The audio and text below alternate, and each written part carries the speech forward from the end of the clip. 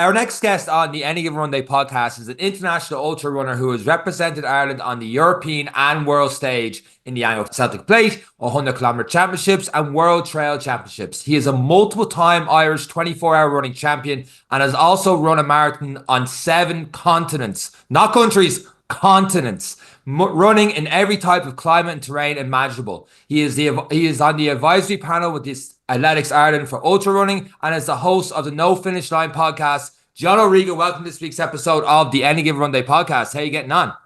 Well, delighted to be here. Thanks for having me. John, that intro was so complex, like watching Sean read a Harry Potter book. Do you know what? I should have read Cat in the Hat. Yeah. John, you've done a hell of a lot. What do you think of park runs and a 5K? I love park run. Well, I haven't done them in quite a while because I found that I always try to go too hard, and needing a bit of extra recovery kind of has a knock-on effect then on my long run the next day. So I also feel that I'm more sleep deprived than training deprived. So I'd like to try and get a lie in at least one day a week, and that has turned out to be a Saturday. But I would recommend park run to anybody looking to get involved in running as a sport. We always say in this podcast, you know, me and Sean, given the choice, would we do a marathon or a 5K best effort? We always lean towards the side of marathon. Clearly, you've got into the ultra side and have hit that sweet spot in terms of ultra running. But we always like to take a look back at where it started for you. What was that transition from your park run-esque 5Ks to ultra running? They were never on the agenda. There was no 5Ks, there was no marathon. It was straight into the ultra marathon.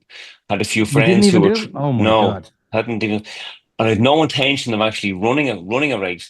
I had some friends who were training for Dublin Marathon back in 2001. They were mentioning it to me, saying was I interested, but again, no interest. Then I bought a book called Survival of the Fittest by Dr. Mike Stroud. And the reason I bought that book was because it mentioned a guy called Ranald Fiennes who I had an interest in, to his Arctic exploration. And after reading that book, I could see there were more reasons to run than there were not to run. And he mentioned a race in that book called the Marathon des Sables, which is on at the moment. I think there's 30 Irish competitors over in the Sahara Desert in Morocco now at the moment doing that same race. So I read about a chapter in that race, and then I remembered seeing it on Eurosport. But after reading the book, it let me see that ordinary people can do these. You just need to do a bit of training, pay your money, sign up and go over. So I made inquiries about the race, found out that it was very, very easy to get into. There was no special requirements. And I told the guys, yeah, I want to try and do the Dublin Marathon, see if I can cover that distance and see if I like it. That was it. I'm looking at the distance in front of me. Can you tell listeners how long this Marathon des Sables is? And I was unsure how to pronounce that, so I'm glad you said it first. Yeah, it's 246 kilometers. Now, at the time, it sounded daunting at the time, but I didn't really, have any understanding of running and marathon running. So I taught myself, well, before I actually declare to the world that I'm going to do this, I'll see if I can run a marathon distance. And the next day, if I feel like I still want to do it. So when I went running the marathon, I didn't kill myself during it. And I always had it in my mind that this was just a stepping stone. And the night after finishing, the day we finished it, we had arranged to go out that evening. And I had done up a small booklet for all the guys who I was training with. And I said, this is the reason I did the marathon. Anyone interested in joining me for this race? So they were all interested in signing up, and then they all dropped out. At what stage that evening when you were having a few pints, a few pints deep, you're like, here's the idea. And they're like, yeah, well, the next morning they woke up, they're like, no. Well, I said it to them before the drinking started because I didn't want it to become drink talk. Yeah. And I was quite serious about what I was planning on doing. So I didn't want them making a joke out of it. And when I was talking, and I could kind of see there's a bit of bravado going on, I just thought, we saved this conversation for another day. And we did have that conversation another day. They had a chance to think about it. They were all going to sign up, and then bit by bit they dropped out. One guy asked, we could have put it off to the following year, but I said no, because there'll be something else then. So if this race is on now, we're talking 6 months or so from Dublin Marathon to this race? Yes, but I wasn't being anyway foolish. Now I could have signed up for it then, but I gave myself a full year to train for it. And in that time, I started to educate myself on running. I bought a couple of books and I signed up for a course in Trinity on exercise. It was called Maximizing Performance and Monitoring of Training and Sport. And I got to know the guys then in the sports lab, got my lactate tested and got some advice on diet, nutrition, and all that. I went in there, I was 86 kilos, I think it was about 18% body fat. And in the space of a year, they told me that my body fat was nearly getting too low. It was got down to about 8%, and my body weight dropped down to around 73 kilos. So things started to change. And I kind of felt that I was getting somewhere with the running. I was starting to enjoy the process, but I didn't have anything planned for beyond the Marathon des Sables. That was it. So when I come back from that, I just stopped training. That was it. Forgot about it. So I was back When to square you one then. when you look at that, obviously you take on your first marathon, you survive it, and then you say, right, this is on for me. Even when you got there at that, obviously there's a mentality behind this. When you got to that start line, you're in the desert now. It's very different to the Phoenix Yes. Park, you know, It and was you're like, lonely. Yeah, yeah. right, this is it. What was that feeling at that start line and going through a race like that? Because it's something a lot of people haven't been in that environment. They haven't seen this kind of environment. What was that Well, like, particularly through it the was night? it was very strange, first of all, when you arrive in the desert because you're expecting to see all these flowing sand dunes, but it was like a barren waste ground. And I felt that I might have been ripped off here. This is not what I signed up for. And it was a Disney, give strange me my money back. experience. Yeah, and then we were camping out in these bare tents. I enjoyed that, but it was maybe 2 days before you really got to see what the desert was. Now, I was quite comfortable in the outdoors. Like I that would have been one of my kind of pastimes before I got involved in running. I spent a lot of time in the outdoors. I did a bit of training with Ray Mears, who I know from TV. I traveled with him a little bit. So I kind of liked that side of it and liked the camping. So nighttime was quite cold. Daytime was very, very warm, as you'd expect. So it was quite a mix. You had to know how to manage yourself. So if anybody's thinking of going doing a race like that, the training is only a part of it. You really have to get some experience at campcraft and how to manage yourself, how to be hygienic in those situations. I've seen Sean on a 5K about his hygiene. I don't know how he'd survive 250. So what kind of days are we talking about for this race? Or because we're looking at people doing 24-hour races now, setting some serious records. There's people setting records on treadmills now over 3 days, well in advance of 200K and possibly more. What kind of, obviously in the changing environment, how many days can you expect to be this? And what are athletes doing now? Well, with the marathon they have, it is quite doable. It's like we just said about a 5K or a marathon. It's all down to the intensity. A 5K can be tougher than a marathon if you're going all out. With a marathon, you kind of relax into it. The longer the distance, the slower the pace, you kind of ease back a little bit. But the guys who are up at the front of a race, the marathon, they're the ones who are suffering. So you make it as hard or as manageable as you want. So it is quite a manageable race.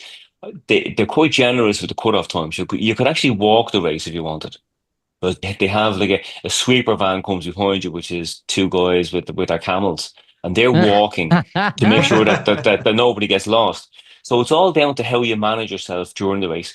But you have to be able to ration out your energy expenditure and to compare it with a 24-hour race. We had one on the track there just recently, Hmm. and you can see when the race started that a lot of guys just go off hard, and the guys who are towards the back, you kind of see that the experience sits towards the back. And as the race starts to progress, you start to see that the guys at the back are starting to overtake the guys at the front, but they're not really overtaking us. The guys at the front are starting to fall back. The other guys have maintained a more even pace. So they're operating at a really, really low intensity and they're kind of conserving their energy and it's less stressful. And then of course, when you see in the beginning, you might be doubting yourself about your pace, but then when you see the guys starting to fall back, you're going to get a bit of confidence, and you get to know that what you were doing was right. So that's where the good mental side that comes into these things a little bit. But I think it's down to the intensity that you actually put into the effort, the volume that you're doing, whether that's time or distance, and the other is the intensity, and that's the actual effort that you put into it. Like 100 meter sprint, if you're doing a 100 meter sprint, you're not going to go much further than 100 meters. That's it. Is this talking from experience, John? As in, I know you've It's done all it back in experience, 2010, yes. but was there a time like me and Eric talked about our first marathon and it was absolutely horrific and stuff like that? When you got into 24 race and stuff like that, did you when and you know you were in Trinity and everything else? did you know straight away set pace, or the first time you went out and you approached 24-hour race is a lot different Yeah. how you approach the subsequent races? Yeah, well, I talk to people. I get advice, but before I went to the Marathon des Sables, it was harder to actually get in touch with people then because the internet was only in its early days. I got in touch with people who had finished the race, but I also got in touch with people who didn't finish the race. And I asked them what did they think went wrong for them and what would they change to improve the chances the next time. The ones who finish, they don't always do that kind of root cause analysis to see why they were successful. So they don't know, and it could have been a fluke. They mightn't be able to. They mightn't repeat it the second time. But the guys who have invested so much time and effort, maybe a year, 2 years into this 1 week, and if something goes wrong, they will know what the issue was, and then try not to let that same mistake happen again. So I learned from those, and I found that when you acknowledge the guy who took part and didn't get to the finish, they were very, very happy to kind of share their experience because in some ways they can be involved with somebody else's success. They think just because they didn't do it, it doesn't mean that they couldn't do it. And they're kind of getting an opportunity then to achieve success through somebody else. So, and then when my first marathon, I was asking people what would be a good time to finish in. 4 hours seemed to be the standard, so I went out to run 4 hours. I did a couple of seconds over it. Second marathon was in Belfast in May of the following year. I think I finished in 4:17. And then I ran in Longford. I went backwards again. And then I started getting really into the training. And then I went from 4:17 to 3:17 and then 3 hours and then under 3 hours. And then, of course, 3 hours, the 3 hour marathon pace just became kind of a standard training run. But that's all down to how you approach the training. And I've picked up a few injuries, but when I pick up any kind of an injury, I accept it and I say, but that's not going to happen to me again. I kind of try to learn from it, and I just don't repeat the same mistakes. I would have a lot of questions based on that because obviously I've done the slower, longer, just stay in the game kind of element, and now I'm in the position where I'm like, how do I get faster again? And that's where I'm looking to kind of work on the 5Ks, 10Ks. Obviously, you were doing it over marathon distances. What kind of shift in training do people need to look at when they're looking to, like, because a 4:17 to a 3:17 to 3 hour, they are huge differences in terms of the ability to carry yourself around 42K. What was the major shift, or what was the psyche, or the if you're talking about your key training sessions, what are the key differences you made? Well, first of all, I say don't force it. Don't just focus on the destination. It's the process that gets you there. And we were talking about like improving your 5K, improving your 10K times. If you're focused specifically on improving your 5K time to get better at the marathon, I would prefer to be having the 5K time improving as part of the process of training for the marathon. So I wouldn't specifically focus on 5K or 10K. I was going to let them happen along the way. Otherwise, they kind of interfere with the process. Maybe in an off season, you could focus specifically on one of them, but not during a marathon training program. They're kind of less than they're performance indicators. That's how I would look at them. But key sessions that I would have done for the marathon would have been about the tempo run, which I found very important, and I would do that. A very, very similar session every week, but it's 2Ks of a warm up, 6K at what will be my tempo pace, and I have that as a separate block. I don't have my watch lapping every kilometer. I have a 2K as a warm up, and then I have a 6K as the tempo block, and then have maybe 2K as a cool down. Now with that 6K in the middle, I would have a look at average pace for that and average heart rate. So I do it in a controlled environment, somewhere like a track. As I start to improve my fitness, you should then, be able to run faster, be able to run stronger. But instead of doing that, I still stay within the same pace. And I look at the evidence of my fitness being the reduced heart rate. Because if you keep trying to get faster and faster, you're not kind of using your fitness relative to a marathon training plan. Or you'll find that you have to be kind of get more comfortable at your training paces, and then they all kind of feed into each other then. So to me, maybe a typical week would be I look at a session that will work me from the waist down. I look at a session that I'm going to feel from the neck to the waist. So that's where it's kind of working my fitness, and then a section that's going to work me from the neck up. That's something that's going to challenge me mentally. I have never heard a training block being described so simply and make so much sense all at the same time. And in Follow your particular, fitness. yeah, in particular about enjoying the fitness, enjoying the fact that you've gotten to live. Because a lot of time when we look at heart rate training or we look at various, it's like, oh, I should be going faster now because I can get the extra few beats per minute. That's an extra couple of seconds. I'd never, in any of the years I've been doing the heart rate training or different things, I've never just gone, well, actually, just enjoy, just enjoy being a little bit fitter and Yeah. enjoy the process. The Well, mechanism allow the body to settle into it, I suppose. Yeah. yes, well, I don't so much follow a plan. It's like a philosophy. Like if I'm over the track with a group, the first thing I'll generally say is, well, how are you feeling? What did you do yesterday? What do you plan on do tomorrow or maybe the weekend? Because what you do today is dependent on what had preceded it. So if you did if you were racing on Sunday and then on the track on a Monday, you're not going to be have that readiness to train in the same way. So maybe then you want to do something easier, or if you're planning a race in the following weekend, that's going to succeed the training session. So again, you have to be thinking ahead of it. So you got to know when to step forward and when to step back. Stick with the marathon plan. They talk about the long run at the end of the week, and I want to get closer to the 2-3 weeks out right before the taper and Yeah, that kind of long run. There's a lot of different philosophies online. You know, you're 30, 32K, 34, 35, maybe max before. Don't run the Jack Daniels philosophy. Don't run more than 2.5 hours before. Saw Instagram as well. You should do 39, 40K before. And then a recent one I saw was you should run to your intended time. I think it was Steve Magnus online. I could be wrong in the name. He says, so for example, if you're going for a 3 hour marathon, you should run that length in training, but obviously you won't hit near the time because you're not going as fast, but you should fit in the legs for that long. What is your take on that long run at the tail end? well, you might also see the term, it depends, and it can be athlete dependent. Not athlete, not every athlete can handle every type of plan. And it depends on what the volume of training is that you've been doing, because like the foundation of endurance sports is distance, like the amount of distance that you're running per week, like the training volume. So me with 3 weeks out, I'd say be running less than 30K.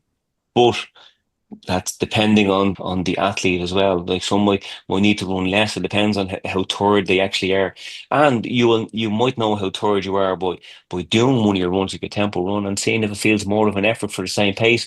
Your heart rate is elevated. So it's a hard one to really say, and that's where having a coach or having experience is really an experiment of one. It's it's not going to be the same for everybody. Like a 4 hour marathon runner, it- they need to put in a high amount of a high training volume in order to stay on the feet for as long as they are. So you wouldn't want to be running for 4 hours 3 weeks before a marathon. But boy, if you're 240 marathon runner, yeah, you probably can afford to be running you know 75% of your distance, because it's not going to be eating into your recovery time. I love So that it's answer. it's really it's a hard one to answer, yeah. And you can only do what you can recover from. And if Hmm. you're looking at the metrics on your, so you say your Garmin watch, and that's telling you your recovery and not recovered, that's that's talking from what internals, that's based on your heart rate and your breathing, but that doesn't know how you're feeling, and on a muscular level, it doesn't know that that your calf is very, very tight, that you're kind of borderline getting that bit of it doesn't know that. So you could look at that, and people tend to ignore when it says something bad, and then embrace when it says something good.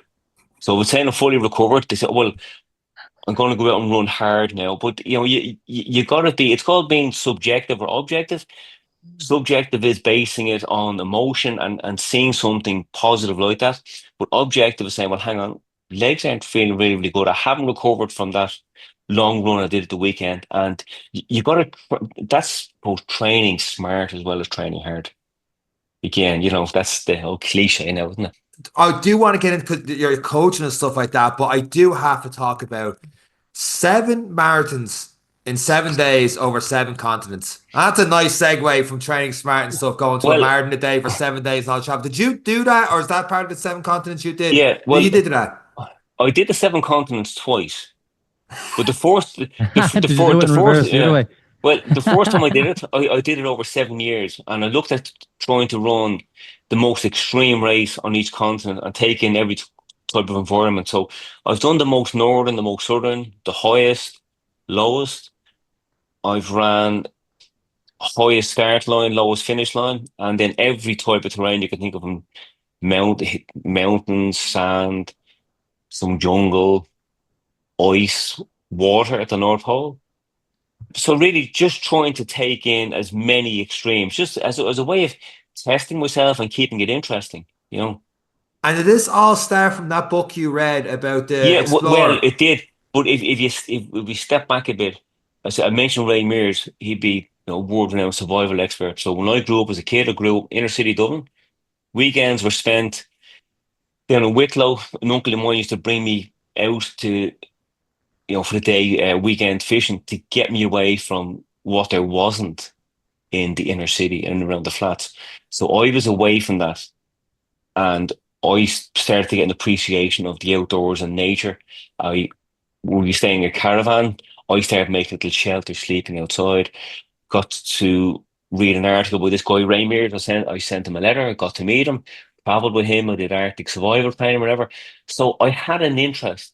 And then, you know, that kind of made me want to, I suppose, get the opportunity to test my skills. And also there was the fitness element of it there with the running. So I was really, really enjoying this whole process. And then through that, if you enjoy something, you get good at it. And then I tried a 24-hour race, and then everything changed from that. Like I became a lot more competitive now. This is like, so there's so much to get through in terms of race and stuff, and I do want to talk about what's Yeah. coming up later this week. The Anglo And it's Celtic Plate. yeah, we We're will getting we there, will John. get to Settle that. down. If But you what didn't it do so much, is we would have been there 10 minutes ago. we could spin a globe and just throw a Yeah. dart at it, and you've done it, like North Pole Marathon. You talk about Everest Marathon, Inca Trail Marathon, Arctic Ultra 100. If I said to you now, your most, let's go, most extreme marathon, what immediately pops to your mind? Ooh. Well, the toughest one for Hmm. me was the one from Everest Base Camp, because I was guide Oh runner my for God. Mark Pollock. So Mark is totally blind. So we had to trek 10 days to Everest Base Camp. So as you're trekking to Everest Base Camp, there are breaks along the way as you're getting to the end of each day. But we were moving so slow that when we got into the stop point where we were having, a bit of respite, cup of tea and a sandwich, as we were arriving in, they were packing up to leave. So we never got any rest on any day until the day ended. And then when the day ended, I was tired from talking. Mark was worn out from trying to listen to me, and his shoulders were killing him from using the walking poles. So we had to get a break from each other at the end of each day. And after the first day, I just told myself, yeah, we're going to be challenged on this one. But then I just embraced that then, and we eventually we got to the start line, and before you What knew it, then we're at the finish line. what does a marathon around base camp look like? What does it entail? Is it mostly climbing? Is it hiking? Is there a running section? What Well, does that entail? we followed the what is the trail into Everest Base Camp, which yaks travel along, and to a certain extent. Then there's a point where they can't go any further because it's called glacial moraine. It's like a river of boulders that has fallen down off the mountain. So the race itself started just above Everest Base Camp on the Kumbu Icefall. It's where the kind of climbing starts. So when the race started, you first of all you're traveling along this glacial moraine, and then you go onto a pathway and you make your way towards the Sherpa capital of Namche Bazaar. And it took us 16 hours. By the time we got to the first checkpoint, because it was so difficult, the race had been won. So we then thought, okay, now we're not, you have to change our mindset then. So Mark was very, very competitive, but we had to say we are now not racing against the other competitors. We're now competing against the environment. We're competing against the terrain, the weather. This is our challenge now. And it took us 16 and a half hours or so to get to the finish line. So that's the most challenging one, I'd have to say. I don't know. I wouldn't bring Sean around Blanchardstown Shopping Centre.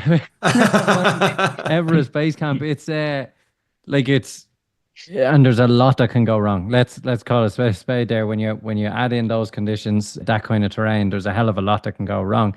What kind of stopgaps or safety is involved in these kind of races, or is it relying on the skills you have acquired over the years, John, in terms of survival and knowledge, that the teams are very much on their own, or it's very much individual, or are the Sherpas there to help out on the trails, or what way is it run in that sense?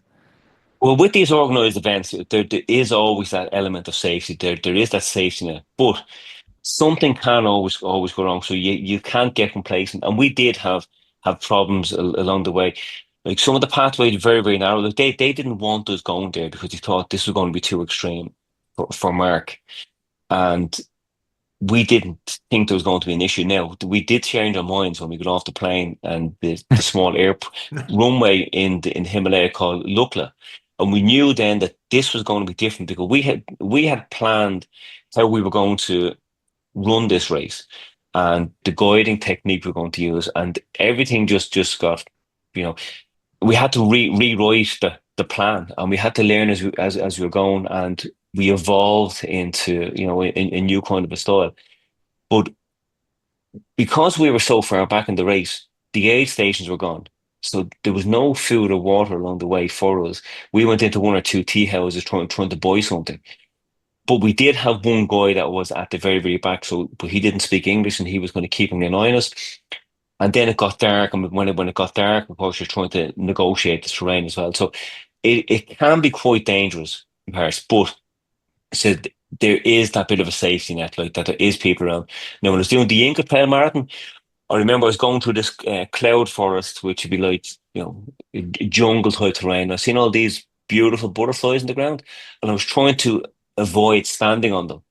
And next thing I know, I woke up and I was on my back. I was after running into a branch of a tree that was out over the trail. So I can only assume that's what happened to me, that I ran into that and I got knocked out cold because I woke up and it was on my back. And the first thought that came to my mind was, where am I in the race? Has anybody overtaken me? You know, But something that's also a factor in this race is not just the rocks, it's not just the terrain, it's the altitude. How do you yes. prepare yourself for the altitude? There's a lot of people that go on the Inca trails and they get altitude sickness walking around. How do you prepare for that in a country Now, where the highest mountain is what, 4,500 feet? yeah, well, no, this good question now because it allows me to talk about this. When I was at Everest Base Camp, I was moving so slow. And the trick is, if mountaineer, the technique is you rest on every footstep when you're climbing. So a mountaineer, if they're trying to climb Everest, they go up to the next camp, the next height, and then they come back down again. Then they might go up two camps and come back down to the first one. So you go high. It's like altitude training. You train high, you recover low, and you adapt. You stress the body, you rest the body, you adapt the body. When I went to Everest Base Camp, because I was moving so slow, I never suffered from any issues with the altitude sickness. So when I went over to Peru and was doing the Inca Trail Marathon, we were having acclimatizing runs. I stayed at the back, had my camera, and it was a big chunky digital camera because again, we didn't have Not like what's there today. the iPhone came out in 2007 because they were talking about it when I was over in Nepal. And this was 2008, but very few people had them. I had a big camera. So I was at the back taking a few photographs. I was walking, biding my time, didn't suffer any problems. Then the day of the race, I took off at the start.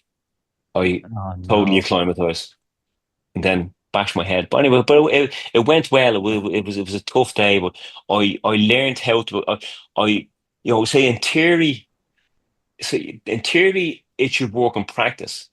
But in practice, the theory doesn't always work.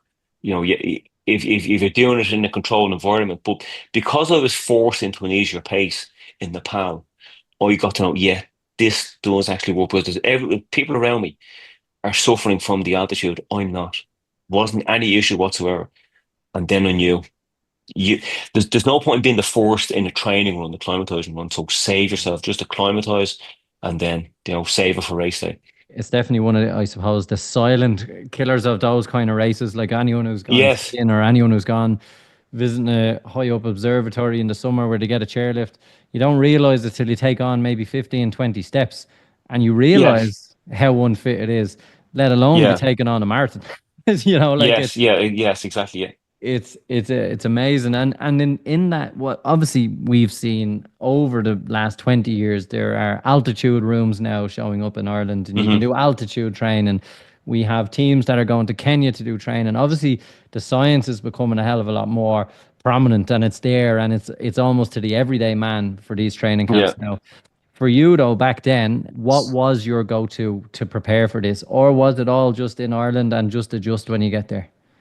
Yeah, you control the controllables. So we don't have mountains that are that kind of size. So you can't train for that. So you try and arrive in the environment as soon as you possibly can to allow yourself time to adapt, whether that's in a hot environment or whether it's at altitude.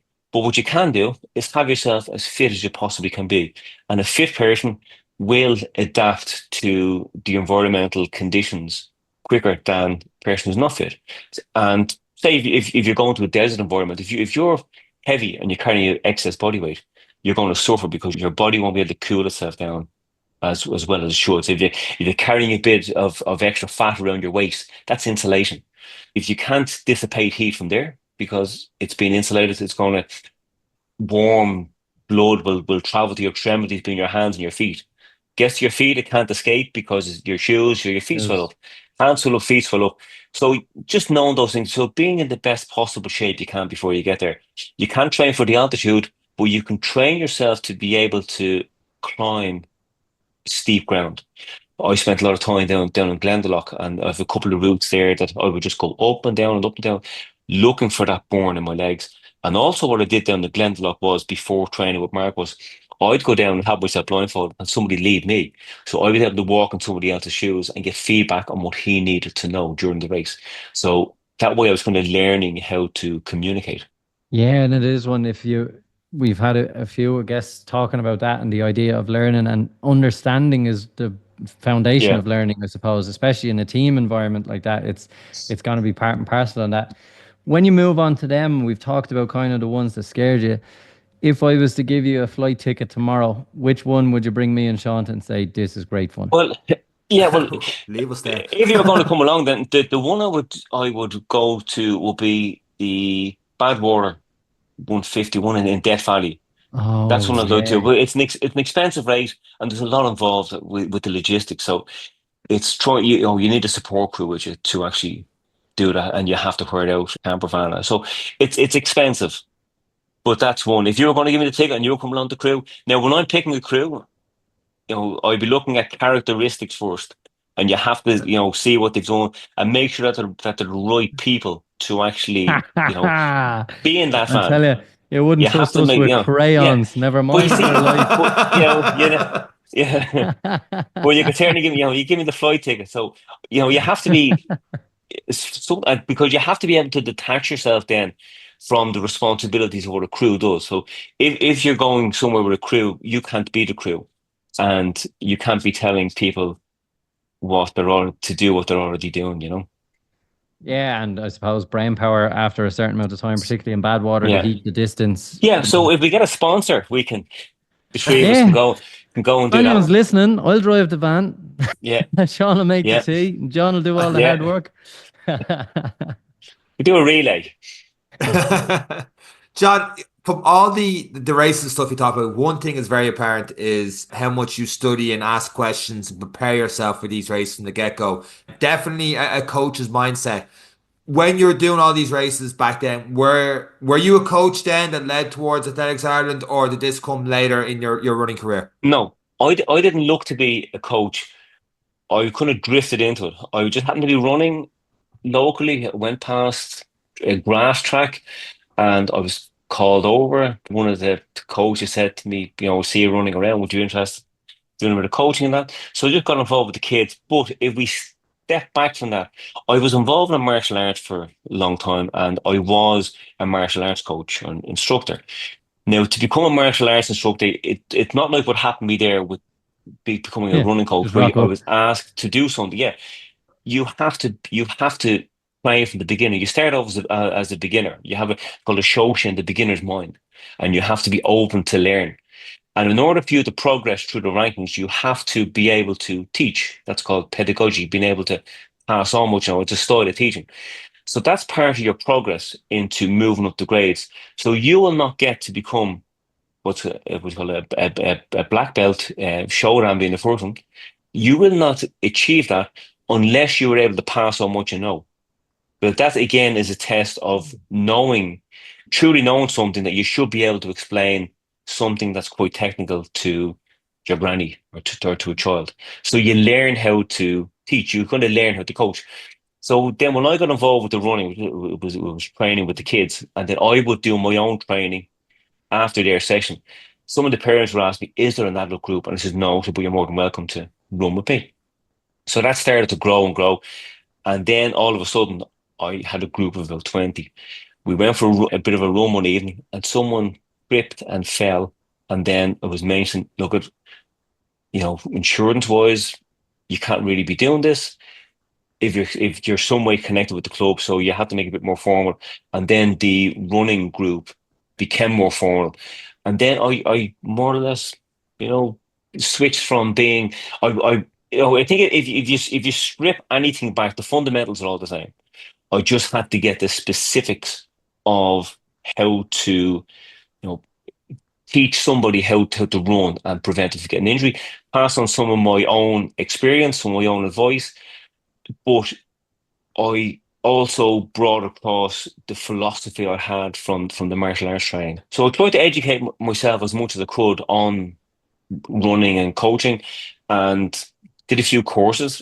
But I also hooked up with some other coaches, like Phelan Kelly from Dublin Track Club. I contacted him last year. I asked him, would you mind if I went along and just watched what you do, just kind of sit in with you? And I've done that with other coaches. I've often gone up and watched a GAA team training and sit in with them. And I've actually trained a couple of GAA teams as well, like just with running technique. And that's it. Whenever I kind of see kind of a sporting opportunity, maybe a tennis club, I just look at how the coaching is done. And because coaching is more than just blowing a whistle and telling somebody what to do. It's not just telling them what to do. It's helping them to do what they need to do, giving them that kind of easy explanation, not complicated. So only saying something when it needs to be said, not just talking for the sake of talking. And also the element of instilling belief in people as well. And one thing Exactly. about that is That's a big thing. That's a big thing. seeing Yeah. is believing. And when they're seeing their coach taking on the Himalayas and everything else, there's seeing and Yeah. believing of Well, I'm also a bit conscious of that because it can be intimidating to somebody in the beginning, and I don't kind of like that, so I don't talk about it too much. I do what I do, and then I try to move on. But what I have found with some people is that they come along to the track, and like you said, it's having a bit of belief. They want to get better, but they're not interested in competition or being competitive. But they say they're not competitive, but everybody is competitive. It's just that they lack that self-belief. Like if you do the lotto, you're competitive. If you go along to watch your kid's football game and you want a team to win, you're competitive. If you follow a team, you're competitive. But it's with yourself. It's that lack of belief. So helping somebody to win, and that becomes contagious. And then they kind of, become a bit more confident, and they won't be afraid to maybe go along and do a race because they know nobody's looking at me, nobody's judging me. And it's about them being something better than they were previously. But to do that, you have to be some way competitive, even if it's you against you. When you're, for example, you start this podcast, you talked about going down to 24-hour race there the other weekend in League Slip. Going from all these extremes and all the challenges you face during races, and like you've done 24, you've been 2 times back-to-back national champion in 24-hour race. To go down Four and watch times. that. 4 times back. Right, my notes are wrong. Websites need to be updated. I've won distance now. I'm not Anyway. going to say in case it's not the longest you've done. When you go from that then straight into I assume you weren't running the race in 24 hours, right? So just Yeah. not just watching it, but like how Yes. much of it is different than a mindset shift is that? And you can't get the same kick out of it, right? Or coaching's different, or Yeah, well, it is difficult, but when I was looking at them running at the weekend, I'm thinking that's it. It is mad when you think about it, like to be able to go for that length of time, and you're going to forget that you could do it, that you could do it yourself. Now, the first time I did it, I just heard of these races, and I just thought it was normal. Didn't know, what the extremes of these things were. And actually, it was Ian Keith had said to me that a good distance to doing this race will be in this 24 race will be 220 kilometers. So I set about a plan, and I did 220 kilometers and 21 meters. So that's how exact I was with the pacing and all that. But to me, I was looking at it, well, this is an opportunity to kind of challenge my mindset, challenge the mental side of it. But I had that hunger in the early days, but there on Saturday, but that same hunger isn't there. The same thing with the winning the national championships.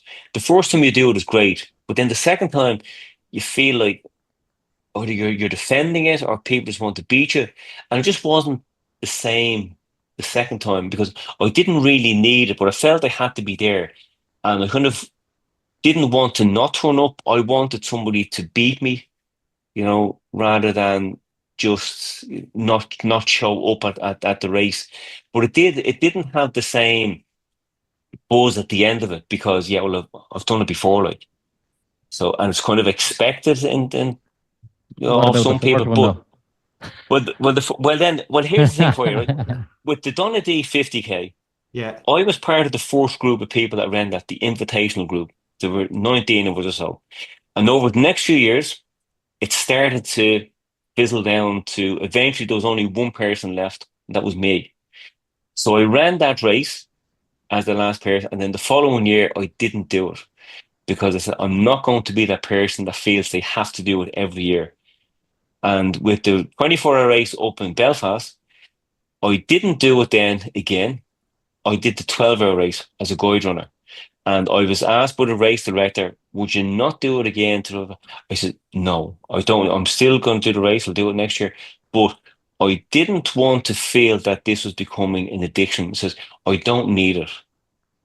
I didn't want it to become something that I wasn't enjoying. Does that make sense? Yeah, well, it's kind of like Dublin Marathon every year. Once that ticket comes out, you feel like you have to do it every year. You're missing out and FOMO. Well, not that we're Yeah, winning these races, yeah, but yeah, it's still that element of, well, I did it last year and Sean's doing it this year, yeah, and yeah. Well, it is a it's great a buzz.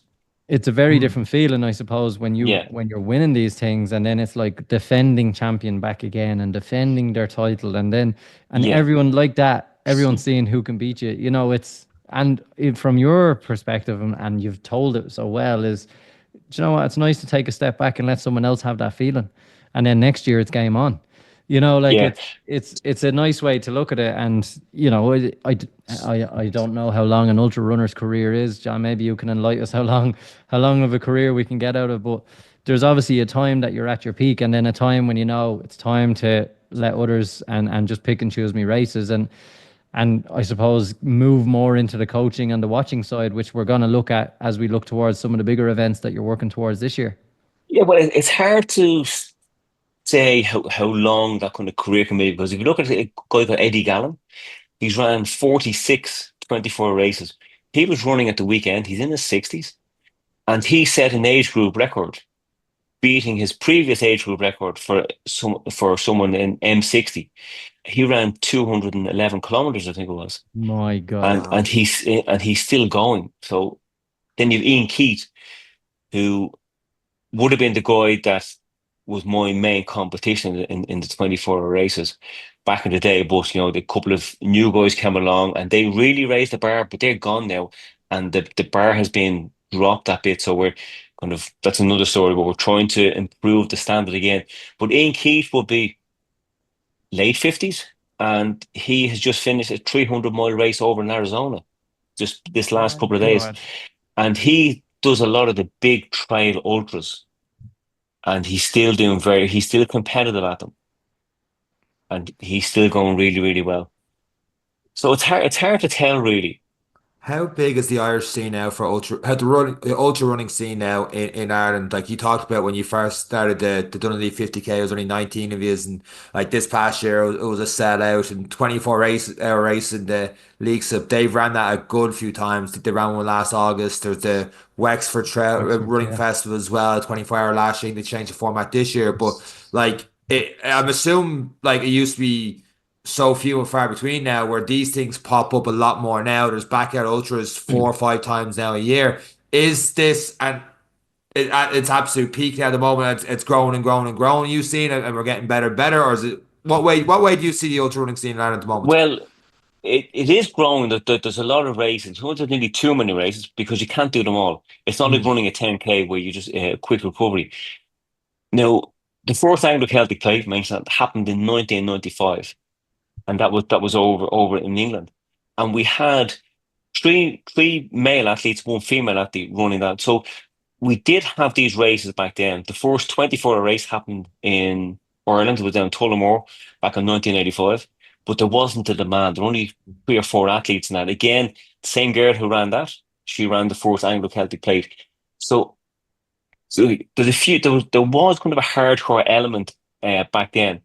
We had some really, really good runners, I think, who didn't get the opportunity to, I suppose, shine in the same way as some of the athletes are now because it was unknown. Like there's Tony Mangan, who still holds the world record for 48 hours indoors. I think he was the only person who ever ran uh, over 200 kilometers as a 20 as his two 24-hour splits. So he ran over 400 kilometers in 48 hours. That's Oh my a God. world record, and that still stands. And yeah, we had the Anglo Celtic Plate started back in 1995, and we had teams taking part in these races back then when nobody knew about them.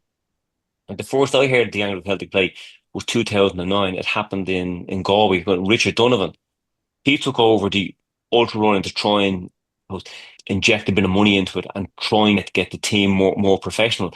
And coincidentally, Anthony Lee was at that same race, and that's where we met. Well, we went to school together, but we were in different years. But he recognized me from that race. We got chatting.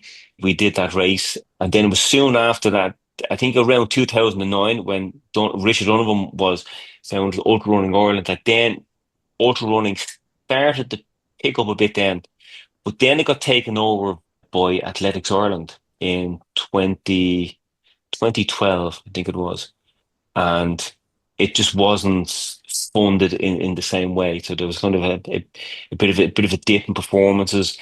The Anglo Celtic Plate wasn't supported in the same way, and it's only now that it's. I think with last just before COVID, we had a lot of runners that were running beyond 240K in 24 hours. The women were getting close to 220, but then COVID kicked in. Things went a bit backwards, so we're now trying to progress it. But the Donaghadee 50K has gone from strength to strength. And the unusual thing about that race is it didn't set out to be a race, and it didn't set out to be as big a race as it is. It just evolved. It was the right kind of an atmosphere. And it started to, because there weren't a lot of events on, this was an opportunity for people to, you know, try an ultra distance race. And yeah, it has just grown. It's one of the success stories. I think that's kind of feeding into some of the other stuff now. So the one thing you did say near the start there was there's one way too many races, but you can't race them all. And the demand for these races is there a point, and just pre-COVID, come back into COVID, did you think that more people are signing up for these things now? Because like you only have so many people that are near the top end, the 220 kilometers and all that kind of stuff. But there's a lot of people that would just do these races, be doing them now that never would have dreamed of doing a half marathon. And Dublin Yeah. recently, 12,500 people spending 80 quid to do a half marathon, with 75 quid to a half marathon. Like in your opinion, what do you see that this huge increase of demand for these races are? Yeah, well, it's a hard one to say. Well, you know, a lot of it is commercial. There's a lot of people trying to, because it's popular and trail runners popular, just trying to make a few bob. There's nothing wrong with that. But Mm.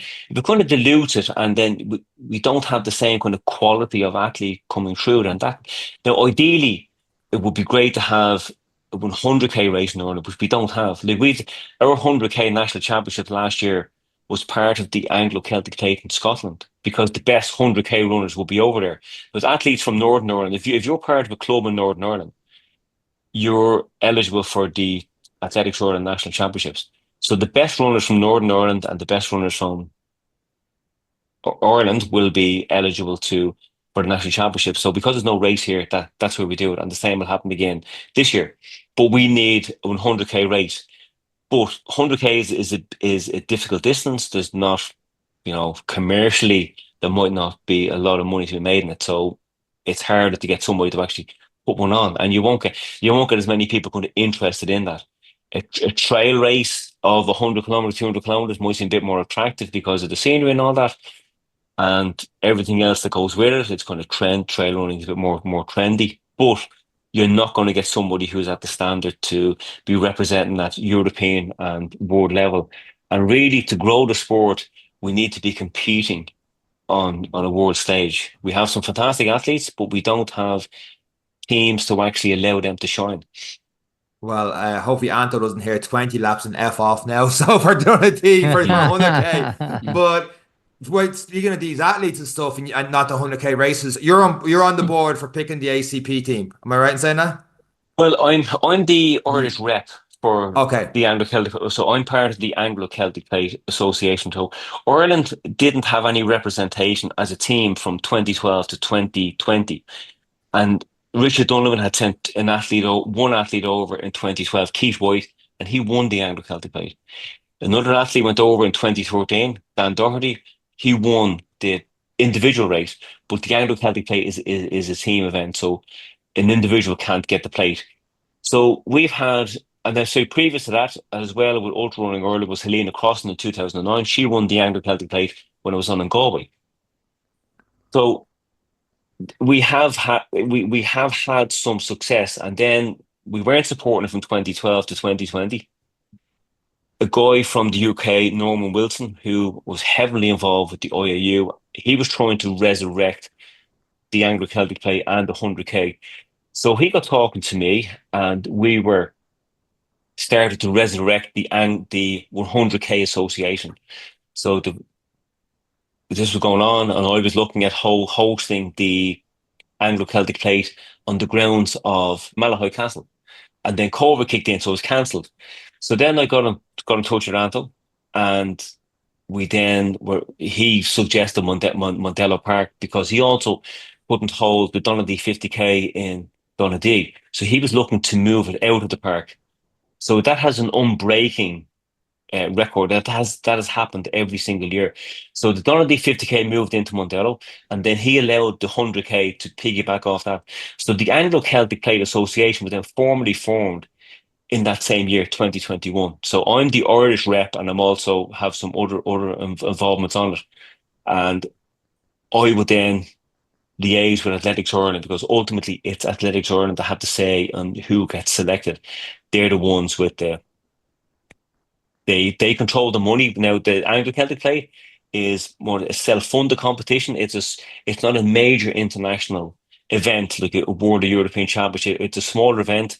Standard is lower, but they still have a say in who actually goes to represent, because they are wearing the Ireland kit.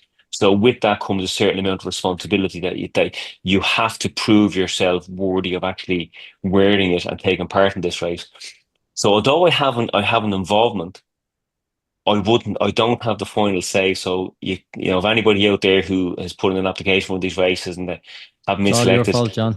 yeah, oh no, we see, that's it.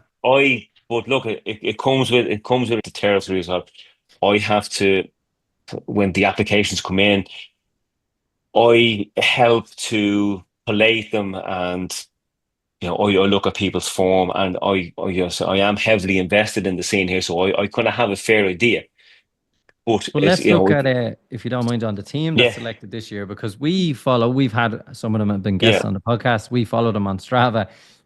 Some of your athletes that are running 70Ks quicker than I've ever ran a 5K. Yes. Now that would be Wayne Waldron, especially. Yeah, that's what I'm thinking of there. He's thinking of there as well. Yeah. Phenomenal. Yeah. Yeah. And when people go back and listen to his episode when they come on here, they see how far he has come in terms of a Mm. running career. How do you get to that? Obviously, time is a big factor in this, but to get to that level and to that belief and to have a lot of people knocking on the door, because there's a few people that are knocking on the door of this team. But what are your thoughts of this team's chances in the build up to this event, which is Well, very much on our door now? yeah. Well, to mention about Wayne, when you said he ran 70K faster than a lot of people would run a marathon or a half marathon, he's also not running it as fast as he can run. So I say Yeah. Rain is very controlled and disciplined. And one thing I'll say about Wayne as well is he listens. Wayne is very coachable. And from my observation, he's a guy who's not controlled by an ego. He wants he wants this result in the race, but he's not doing what he's doing to be getting kudos on The Strava and awards and all of that. look at Yeah, me. yeah, yeah. This is part of the process. I was actually chatting with him today. I was chatting with him yesterday. He's very, very controlled in what he's doing. Now, to kind of get and answer your question.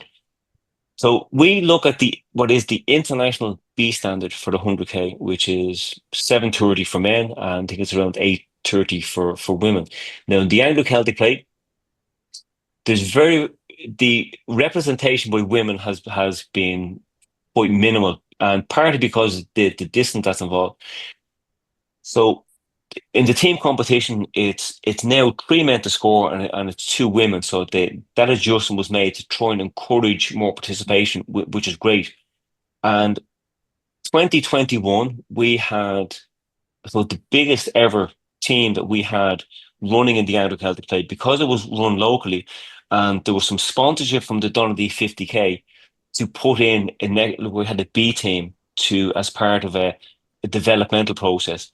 But what we also do with the Anglo Celtic Plate is you can qualify not just on a 100K time, because not everybody has a 100K time, but we also accept a 50K time once we know that it makes sense that this person wants to go further and we feel that they can go further. And marathon runners can also do quite well at 100K because the pace slows down and it's that much easier. But another thing, I've approached a lot of athletes, say marathon runners, 50K runners, asking them to do it. It's that old saying where boy you can lead a horse to water, but you can't make them drink it. There has to be a want by the athlete to do it. You can't actually suppose make them do it or encourage them to do it. The most important thing is they have to want to do these kind of distances. And sometimes they feel that they can't do it, but again, can't say, can't be. You need to see other people doing these events. So that's why we kind of encourage participation in races like the 50K and try and encourage more to step up to the 100K, especially if they feel that they're kind of doing well in marathon, the 50K. But there are limited opportunities at those events, very, very limited. So it can be like, say, for example, Katrina Jennings, she was hovering around 240 for the marathon. I encouraged her to try the ultra running, and she hasn't looked back since. She holds the 50K national record. She took it off one of your guests there, Sorka Loughnane. But Sorka Loughnane still holds the age group world record for 50K. She's lowered or raised the bar again. Katrina also holds the 100 kilometer Irish record, and she holds a world age group best performance of that. So we have some really, really good athletes, but they just have to be given the opportunity to actually see what they can do. And I would hope that a few more athletes would actually, step up and chance their arm with these distances. Like, as well as having the team going over, it is actually an open race as well. So if you are a member of a club here and you went over and took part in the open race, you are eligible for the national championships. Okay. So that's where people can, the Anglo Yeah. Irish in the open race is where people can Yeah, register in 100K and time. next year it could be me that's hosting the Anglo Celtic Plate next year, and I would try and encourage as much participation from club runners in that as you possibly can. When we look at a team element, how much tactics are involved, or is it very much a race and let's see who can finish as high up as we can? When it comes to the 100k, is there some elements of team work in it, or is it very much of we all know our own jobs today, we all know what we have to do, and it's Yeah. your race? Well, this can be a difficult one because the Anglo Celtic Plate is a team event. Now, we also have the national championships, which is an individual event. So it has to be a mix of the two. You always the athletes obviously want to win the championship, but you've also got to do something to bring on the team. So you've got to, I suppose, race as you've trained. Don't just get caught up in trying to beat the person with you. I would say it's always a good idea to have a look at what someone else has done and be truthful with yourself about what you can do. And you've got to know what your capabilities are. I think in a race like we're going into in Mallory Park in the UK, we're told it's not a PB course, so it's down to old-fashioned racing. So we're going to have to look at the team helping each other. I say Wayne and Kieran McGonigal, who is our national record holder, they'll be kind of evenly matched, and I will be thinking that they'll be the two who will be up towards the pointy end of the field. So I will be encouraging somebody else not to try and run with them, not to try, and especially don't try and beat them. You know, It's definitely and not. yeah, but the others to try and but that does happen. You see, it's when the gun goes off, things change. You become the hunter and the hunted, and that's what happens during these races. So you got to kind of look at if you're the number five on the team, you got to be thinking, well, somebody could. There's so much can happen in a race of this length that something can happen to somebody ahead of me. So you always got to try to do the best you possibly can and do it for the team. Some teams can be picked, but other teams pick themselves through qualifying standards. So they don't always get a chance to have the experience of getting to know each other and getting to see each other in training and developing that kind of relationship. So it can be a tricky one, but we will have a chat with the lads. Now the girls team won the Anglo Celtic Plate in 2021, and that's the first time in the history of the event. This is its 30th year, so it'll be race number 31. We had the first one happened in 1995, so then the race number two was 1996. So this is the 31st race, and the women have won the race, the Anglo Celtic Plate, once, and which that was a very proud moment. I think for me more so than the women because you know, I probably realized how much it actually took to get that win more so than they did. They just did what they were doing, which is great. But you asked about the men's team. I think on paper we have our strongest men's team that has ever gone over to this race. But that's not saying that we have the strongest team in the competition. So we have to look at the competition. And I've been checking some of their PBs and when they happened and going back to their 50k and the marathon. And we will try and work out some kind of a game plan, the strategy, and we'll know as a support crew, we'll know what to be looking at, especially, and then we'll see that if they're having an issue, they'll start to drop back because these guys when they're on the home ground, they'll want to be doing the best that they possibly can, and they will have that extra pressure on themselves. Now you do need that bit of pressure, but we are going to have pressure, but we're going to try and control it as best we can. And I would like to come away from that competition with everyone achieving at minimum a personal best. And that's, I suppose, when you look at it, if everyone achieves a personal best, you just have to Yeah, eyeball who did what on the day and was your best the yeah, best. yeah, And yeah, sometimes it's as easy as eyeballing each other and just knowing whether you have it or not on the day. yes, It yeah, can be unfortunately in sport, can be as simple as that. yeah. It's something that is so new to us. John has done a couple of 24-hour races. It's definitely new to me. I don't know if I'll be signing up to the open race next year when you're hosting it, but I might go for a look. I might go for a Mm, look. I'll drive the van. But it's absolutely amazing to see how the names you have mentioned on the men's team and on the women's team are becoming names that we are seeing on social media. It's great for us to start to see these people on Strava. And like you say, if you can't see, you can't be. And there are a lot of more people really getting this interest in ultra running and understanding that sometimes it is nicer to slow down and go out and run longer. It's not all about the 5K best effort, and it definitely added a new dimension into what people see as long distance running, and it's great to have that goal. Yes, and going slower in a longer race, it doesn't mean that it's Not always slow. that no, yeah, and it's not always easier because you can be prolonging the agony, and it's a long time to be out there. And you would often hear people talking about ultra marathons saying, "Oh, they're a picnic with a bit of running." They're not. You have to like people can overeat during these events. Again, you have to get nutrition right.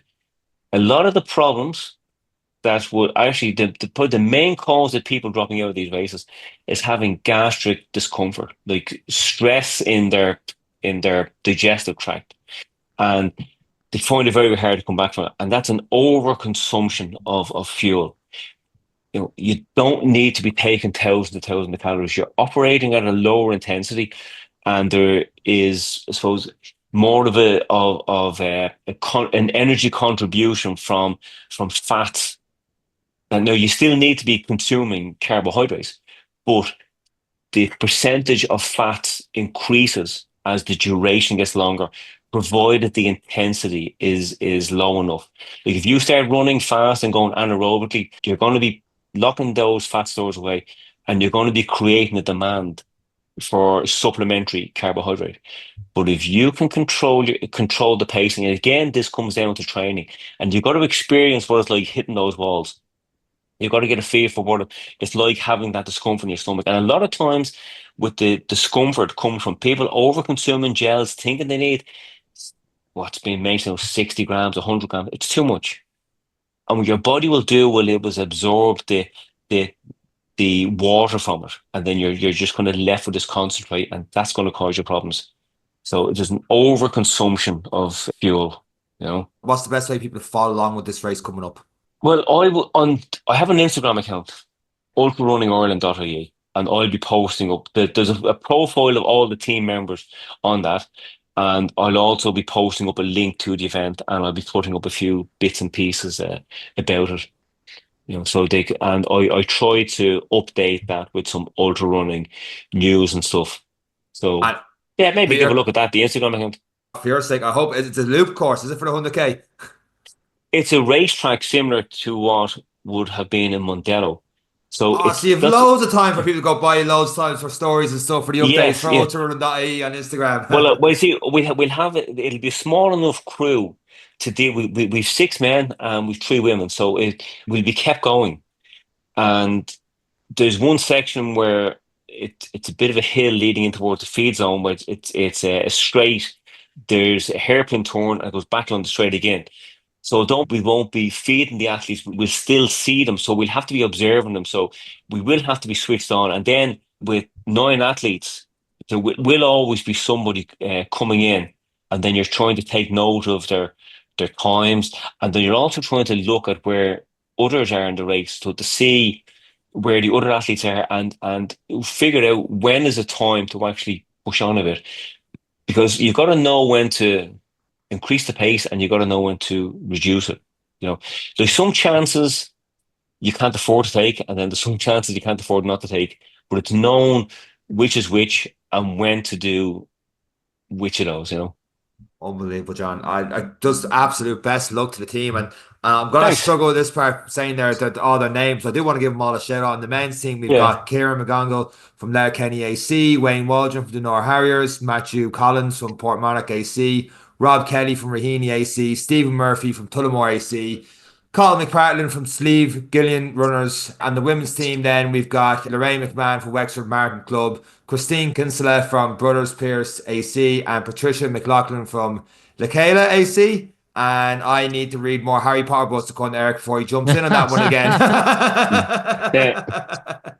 But John, it's been absolutely brilliant. Thank you so much for your time. Big shout out to all those Sean has just called out. We all are wishing you the very best and hope that the day goes well for you all. We look forward to following along We will put some of the information on where to follow into the show notes for anyone who is looking for more information and getting involved in ultra running in Ireland. Super. Thank you. And that's it for this week's episode of the Any Given Runday podcast with myself, John, and Eric. Take care.